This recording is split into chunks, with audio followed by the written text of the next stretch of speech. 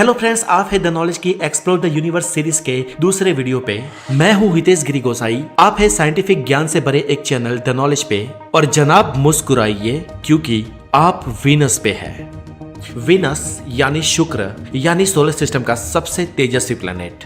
ये ग्रह हमारे सूरज से 10 करोड़ 80 लाख किलोमीटर दूर है। दोस्तों, हमारे सोलर सिस्टम में सिर्फ 2 ही प्लैनेट्स ऐसे हैं जिनके खुद के नेचुरल सैटेलाइट्स यानी कि मून्स नहीं है, और वो दोनों ही सूरज के सबसे करीब है, यानी कि मर्क्यूरी और वीनस। और सूरज का सबसे करीब होना ही इन दोनों पर सैटेलाइट न होने का कारण है। तो चले दोस्तों, अपनी सीट का बेल्ट नाड़ा जो भी बांधना है बांध लीजिए, क्योंकि हम लोग जा रहे हैं शुक्र की सफर पर। पृथ्वी से निकलकर शुक्र की ओर जाते ही वो तेजस्वी प्लैनेट आपके पास आता हुआ महसूस होगा। लेटेस्ट स्पेसक्राफ्ट में करीब 100 दिन में आप प्लैनेट वीनस तक पहुंच जाएंगे। अगर मान लो कि पृथ्वी पर आपका वेट 100 किलो है, तो ये वीनस पर करीब 91 किलो हो जाएगा। और वीनस पर पहुंचते ही आपको ये एहसास हो जाएगा कि आपने यहाँ आकर कितनी बड़ी गलती कर दी है, क्योंकि ये प्लैनेट किसी नर्क से कम नहीं है। और वीनस के एनवायरनमेंट में आप ज्यादा से ज्यादा 1 सेकंड तक ही जिंदा रह सकते हैं। लेकिन चलिए मान लेते हैं कि आपके पास कोई हाईटेक स्पेस सूट है। तो फ्रेंड्स, इस ग्रह पे उतरते ही आप पाओगे कि वहाँ का वातावरण कितना डेंसिव है। वहाँ के एनवायरनमेंट में आपको अर्थ के सी लेवल के मुकाबले 90 टाइम्स ज्यादा प्रेशर महसूस होगा। और यहाँ का वातावरण आपको बहुत ही भयानक और खतरनाक दिखेगा। चारों तरफ आपको वोल्केनोज, लावा, ज्वालामुखी दिखेंगे। इसे तो दोस्तों आप वहां उतरते ही the planet of volcano label ही दे दोगे, क्योंकि यहाँ पर एंटायर सोलर सिस्टम के किसी भी प्लेनेट से ज्यादा वोल्केनोज है। दोस्तों, इस खतरनाक ग्रह के लाखों ज्वालामुखी ऐसे हैं जो शांत हो चुके हैं, लेकिन आज भी बड़े 1600 एक्टिव ज्वालामुखी यहाँ पे आपको दिखेंगे। तो कैसा लगा? मैंने बोला ना मुस्कुराए, जनाब आप शुक्र पे है। तो चले आगे देखते हैं। दोस्तों, शुक्र का आसमान आपको हल्के पीले रंग का दिखाई देगा, क्योंकि यहाँ सल्फ्यूरिक एसिड के बादलों की कई किलोमीटर मोटी बड़ी बड़ी श्रृंखलाएं पाई जाती है। और इसी कारण शुक्र का वातावरण बहुत ही घना है, और इसलिए यहाँ का टेम्परेचर पूरे सोलर सिस्टम के सभी ग्रहों में सबसे ज्यादा है। क्योंकि सूरज की किरणें जितनी आती है उतनी आसानी से रिफ्लेक्ट होके बाहर नहीं जा पाती, और इसीलिए दिन में शुक्र की सतह 465 डिग्री सेल्सियस की गर्मी से तपती रहती है।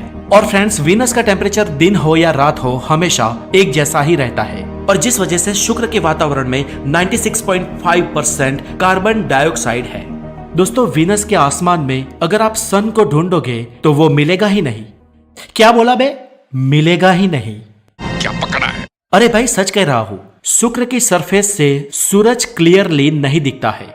हाँ, दिन में प्रकाश जरूर दिखता है। आसमान में आप अपार रोशनी भी देख सकते हो, एक तरफ से लाइट भी आती हुई आप देख सकते हो। पर वीनस का वायुमंडल इतना घना है कि उसकी सरफेस से आप सन को नहीं देख सकते हो।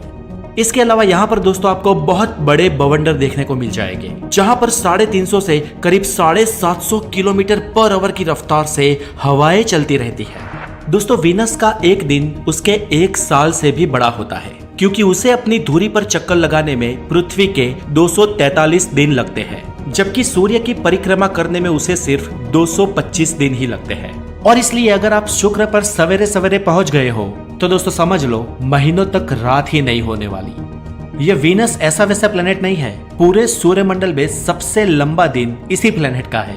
यानी देवियों और सज्जनों, शुक्र का एक पूरा दिन पृथ्वी के 8 महीने के बराबर होता है। और माना जाता है कि भूतकाल में किसी बड़े अवकाशी पिंड के टकरा जाने की वजह से शुक्र की अपनी धुरी भ्रमण की गति धीमी हो गई है।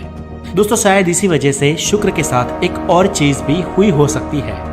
हमारे सोलर सिस्टम में वीनस और यूरेनस को बात करो तो सभी प्लैनेट अपनी धुरी पर काउंटर क्लॉकवाइज घूमते हैं। पर फ्रेंड्स, यूरेनस और वीनस ये 2 ही प्लैनेट सोलर सिस्टम में ऐसे हैं जो सभी ग्रहों के मुकाबले उल्टा घूमते हैं। दोस्तों, फिलहाल जो हमारे पास टेक्नोलॉजी है उससे तो हम वीनस के एटमॉस्फेयर को सह नहीं सकते हैं। सन 1970 से 1982 के बीच द यूएसएसआर यानी कि सोवियत संघ ने वीनस पर करीब 10 मानव रहित यान उतारे थे, जिनमें से 8 की सॉफ्ट लैंडिंग भी हुई थी। लेकिन सभी ने वीनस के वातावरण में दम तोड़ दिया, जिनमें से वेनेरा 13 ही एक ऐसा स्पेस प्रोब था जो सॉफ्ट लैंडिंग करके वीनस की सरफेस पर 127 मिनट तक एक्टिव रहा। और करीब 2 घंटे तक उसने शुक्र से पृथ्वी पर डेटा ट्रांसमिट किए थे। जिससे हमें वहां के अंदरूनी वायुमंडल के बारे में पता चला और फिर इसने भी करीब 127 मिनट बाद दम तोड़ दिया।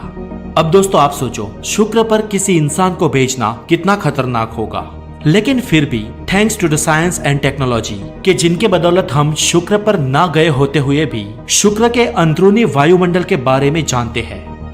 दोस्तों यहाँ पर अब जो आप आगे देख रहे हो वो कोई एनिमेटेड नहीं, लेकिन वो रशियन प्रो द्वारा ली गई वीनस की असली तस्वीरें हैं।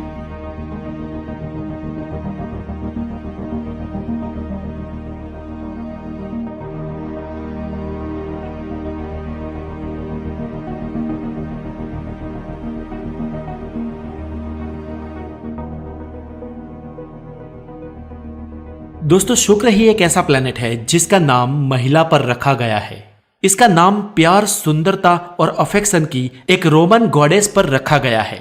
दोस्तों फ्यूचर के लिए साइंटिस्ट सोच रहे हैं कि शुक्र पर कुछ और मानव रहित प्रोब भेजे जाए, क्योंकि उनको लगता है कि वहां पर बहुत ही माइक्रो लेवल पे, यानी ये बैक्टीरिया, वायरस जैसे सूक्ष्म रूप में जीवन मौजूद हो सकता है। तो अब इस पर आप क्या सोचते हो, हमें कमेंट में जरूर बताएं। तो दोस्तों आज के लिए इतना ही। हमारी नेक्स्ट जर्नी होगी द प्लेनेट मार्स। तो बने रहे द नॉलेज के साथ, अपना बहुत सारा ध्यान रखें। Have a good day, take care.